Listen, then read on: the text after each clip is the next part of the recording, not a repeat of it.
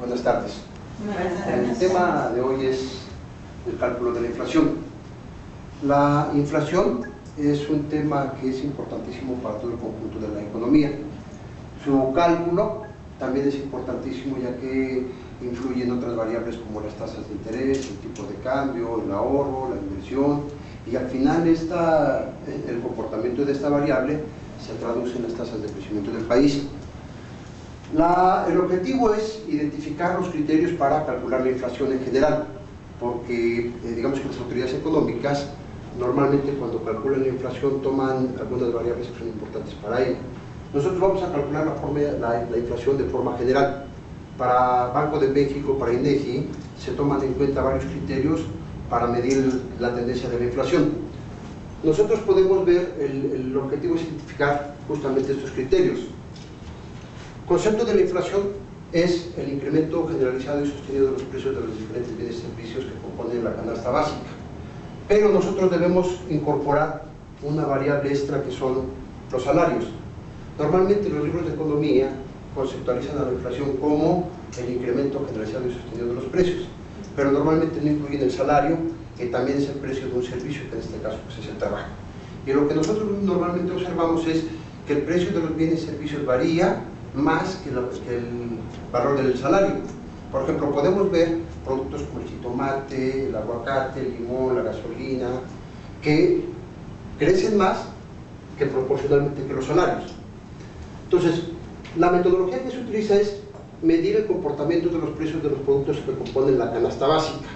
La canasta básica está compuesta por 318 productos, que van desde productos de primera necesidad, como podría ser el champú, el frijol, el maíz, el arroz, la leche, la carne, el huevo, etc. Pregunta antes de continuar. Sí, perdón, ¿incluye, profesor, el precio de la gasolina? Sí, el precio de los energéticos. De hecho, cuando estamos hablando de la inflación en general, estamos hablando de estos 318 artículos. Porque hay otro cálculo que es la inflación subyacente. La inflación subyacente solamente agarra 7 u 8 artículos que son los que más se mueven. En este caso es el precio de los energéticos, particularmente el de la gasolina y el de la luz. Se toma en cuenta también el precio de las rentas, de las colegiaturas, que son fundamentales, son los que más se mueven, pues. Entonces, para evitar, digamos, esa microcanasta, vamos a agarrar en términos generales todos los productos que componen la canasta básica. Les digo, en este caso son casi 318 productos los que componen la canasta básica. Entonces, la fórmula que utilizamos para medirla es la tasa de crecimiento, que es dato final sobre dato inicial menos 1%.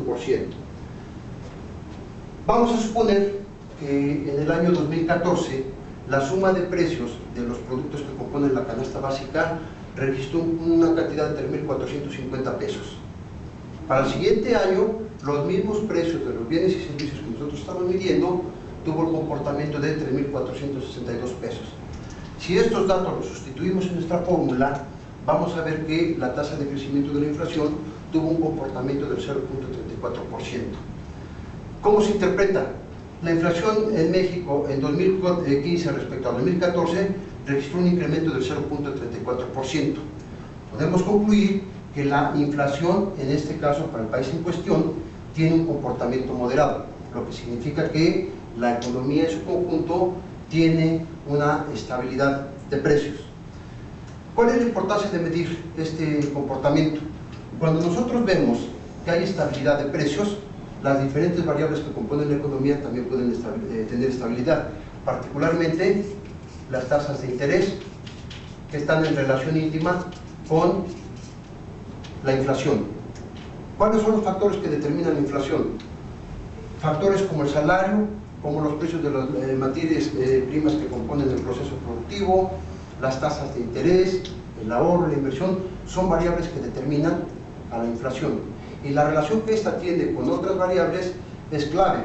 Por ejemplo, para países donde las tasas de inflación son relativamente altas, estamos hablando de 1 o 2 dígitos, cuando registramos tasas de inflación de 10, 15, 20 o 30%, ya estamos hablando de una inflación creciente. Y esta inflación, obviamente, bueno, pues le pega a todo el conjunto de la economía. ¿Cómo se traduce en términos de competitividad? En economía donde hay, digamos, apertura comercial, los precios suelen ser la variable que conforma la competencia. Por ejemplo, una economía que